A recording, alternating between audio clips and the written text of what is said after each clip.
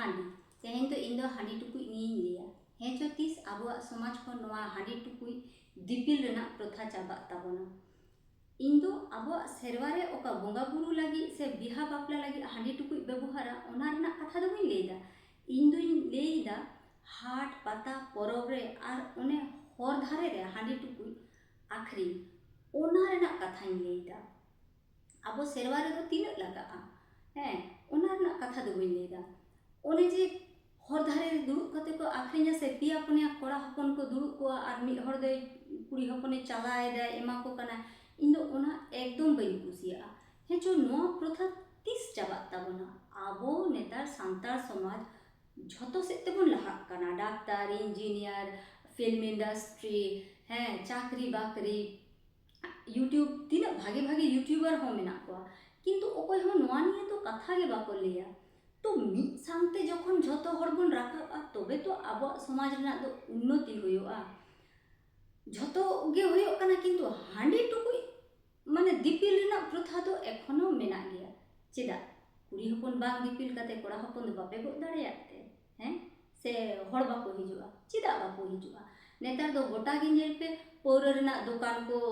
मेना कोड़ा हपन गे को आखरिया राम विस्की चे कोचो दुकान गोटा गे नेला ओपन गे को आखरिया ताहले आपे कोड़ा हपन दो हांडी चेदा बापे आखरिया कुड़ी हपन के चेदा को आखरिया होय हांडी आखरिन लेखान आडी होड़ा गे ओड़ा चला ताको सुनुम बुलुंग रेना खर्चा चला ताको आडी रेंगे रेंगे हर मेना को कुड़ी हपन नेला का को आडी कष्ट ते संसार को चला ताको किंतु देखो हो नेला का को दोमे रेंगे रेंगे मेना को उनको दो चेक को चिकया सिलया को बाखान चून को पैकेटा माने ठोंगा को बेनावा नौका काटी काटी कामी काते रोजगार को किंतु आबो सांतार समाज लेका जहां कुड़ी हपन नौका हर धारे रे दुड़ुब काते पिया पुनिया कोड़ा हपन सामांग रे दो बाको दुड़ुबा जहां बाको आखरिया ओना दो देखो जोमा आखरी ओना रेना मन दो बिना गया किंतु मिटन हांडी आखरी ओना रेना मन बिना गया कारण मिटिन हर हांडी न्यू पर उनिया तो दिसो बांग ताहेना हाना नवाय बोका आय और व्यवहार हो खराब होता है आले ओड़ा रे हांडी आखरी को मिना को हैं उनको तो आर दमे गर्व काते को लिया चांदो रे 9000 टाका रोजगार मेना पैसा साबे परको कना तो आ पाप उन जे ठेका ठेका आगु जोंग कना अभिशाप ओने जे दिपिल दिपिल काते आगु जोंग कना ओना को निया दो एकदम कथा गे बाको लिया जहाया ओड़ा रापुत काते कि निजेरा ओड़ा सजा आले आतोरे पिया पुनिया ओड़ा परमानेंट उनको ओड़ा रे दो पोरो बेना और आखरिया को उनको तो नय 22 बछर खनि नेले को इनका गे मेना को इनका गे कोनो उन्नति बानु ताको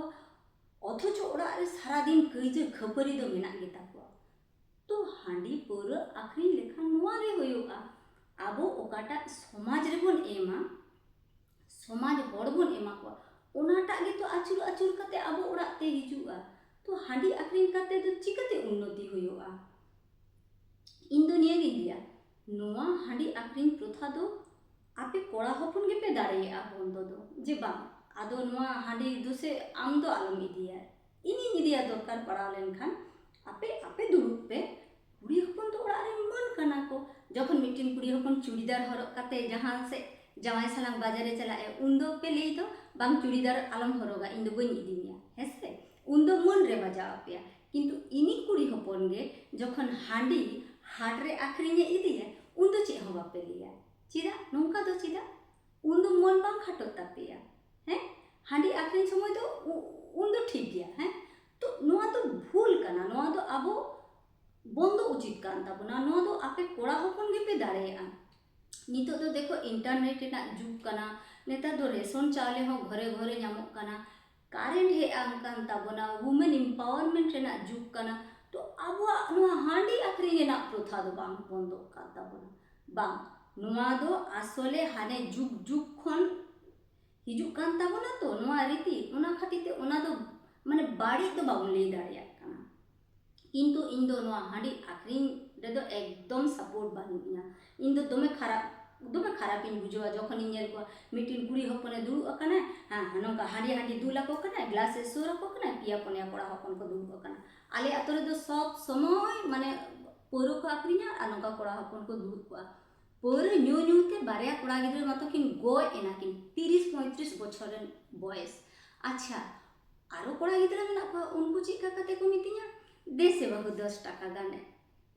ᱤᱢᱟᱹᱧ ᱢᱮ, ᱢᱤᱫ ᱯᱟᱹᱴᱤᱧ ᱧᱩᱭᱟ। नेता दो उनको माताल को प्रमोशन हुई कान ताको नेता दो चेक को लिया देश बाहु 20 টাকা गान एमालेम 10 টাকা ते दो नेता दो चेक हो बांग हुआ है माने नुना जुग पाल्टा कना तो नुआ दो बांग पाल्टा कना नुआ रे दो आडी प्रॉफिट बन नेल जामा किंतु आबो दो ख्याल काते गे बाबो नेला कादा जे उन्नति दो चेक हो बांग हुआ हांडी पूरा आखरिन काते सामयिक बुझा इनठन आडी उस्ते पैसा हेना इन्या नुआ तेगे संसार चला कान तिना किंतु फ्यूचर नेल पे ओको हांडी को आखरिया पूरा को आखरिया उनको ओड़ा चलाव कते नेल पे गेजेर गेजेर कोनो ओलो पढ़ाव नाय चे नाय इनके को मेना को जे लिया नितो ऑलचिकी नियो उन विरोधी हुयो कना ऑलचिकी बन पढ़ा ऑलचिकी बाबन पढ़ा हांडी टुकु निया दो ओको बाबन लेदा तो ओका जुग जुग खन बेबाड़ी हिजुक कना आबरेन तिरलो हपन को हाट पातारे बन दुरुक काकोआ आले ओने मिधा चे मिटिन सिंगरे माने हिजुआ पुन मोड़े माह पर सिंगरे हिजुआ झाड़गाम रे हिजुआ मिटिन कुड़ी हपन लेदा इन दो हांडी टुकु इनी दीदिया आदि कुली किदिया आम दो बार सिंग ते दो चिकते हांडी दो इसिन गो तमा इन मा तो बोंगा हांडी ओकाइन दोहया पे महा लगा तिया आम दो बार सिंग ते होय गो तम हे ना बस्ता चितान दिन दोहया से होय गो तिया तार माने ओना दो चिक काना ओना दो अने एटा किछु तैयारेना और ओनाटा हरे न्यू हचो कोआ ताहले उनिया ओड़ा रे दो चिकते भागे हुआ तो नोआ दो होड़ बाको उयरा खाली को लिया इन दो पैसा रोजगार पैसा सालांगते पाप हो तो हिजुक कना आले होनारी हड़ाम हो दमे नुईता है माने नुनो नुईता है जे खाताय खुलौ लेता है मंथली ओंडे एमोता है किंतु हानहारिन दो सब समय उनी माने नितुम ते खराब कथा लेता है मिधा मा ओड़ा होय हेज लेना भीतिर बाय बोलो हचो आदे माने नुनो खराब नजर ते को नेला आबो के बन नेला मिटिन कुड़ी हपन आक्रिया आर मिटिन कुड़ी हपन दो खराब नजर ते ओनाय नेला ताहले नोआ दो बंदो उचित कान ताबोना आडी रकम सोर्स मेना अनेतार आडी रकम चिदा मोबाइल तो प्रत्येकटी ओड़ा रे नेला मेना मिटान दो कम से कम मेना गया ताहले ओना दो चिकते हेना तो नोआ दो उनके बंदो आ जखन आपे कोड़ा हपन पे लिया जे बांग हाट पाता दो बालांग इदिया हैं हर धारे रे दो आलम दुआ उनगे नोआ हांडी आखरिन प्रथा दो बंद ताबना माने जुत बांग बुझा एकदम जुत बांग बुझा हैं एने जखन दो मिते गेले साबो हां बाबा रे तीन चेरा जाहिर बुटरे मित सांते बन एने जा किंतु हांडी आखरिन समय के जखन उनी कुड़ी हपन रोड धारे रे दु आइसे इनी कुड़ी हपन गे आदो उनी तो इन दो नीचू नजर दिन नेलेया जुत बन बुझुआ तो इनगे बाड़ी जखन इन मने कना तो एटा जाति दो तीना खराब नजर ते को नेल बना अच्छा होय नोंका गे बेलपहाड़ी रे मिटिन कुड़ी हपन मेता दिन ताहे जे इन दिन लिया आपे सांतार दो जन जुग जुग हांडी आखरिन काते गे दिन चला तापे मा इन उन दो बॉयस तीन होयतिया 16-17 जहाना खपई होय लेन ताको आदो ओना कथा जे हाने तिसे आंजम लेन ताहे ओना कथा नितो हो माने लुतुर रे आंजमिना जे देखो तो अब नौका नजर ते को नेल बना अच्छा आदिवासी ओ हांडी टुकुई दिपिन हां अच्छा हाड़िया तो नोआ दो बंदो दरकार चिदा बाबो नेल जामेदा नोआ अवश्य जहां कोड़ा हपन गे नोआ जुदी ले आए तो ओना दो काटी उनी होतो भागे मेते दो बाको नेलेया किंतु इन कुड़ी हपन काते लेदा नोआ दो बंदो उचित कान ताबोना आडी रकम सोर्स मेना रोजगार ना बई बईते नोआ दो भागे बांग नेलोआ हाट करे हो नेला दुनिया रेन होड़ को चला बाजार लगी ओंडे कुड़ी हपन को नंकाय दा को नंका ना ए ची काना नोआ दो हैं आडी सोर्स मेना 30 पे लिया नोआ को निया दो दोमे भागे पे बुझो आपे दो हैं हांडी एमो कना बाबू लेकान दुरु अकना कुड़ी हपन सोरी कना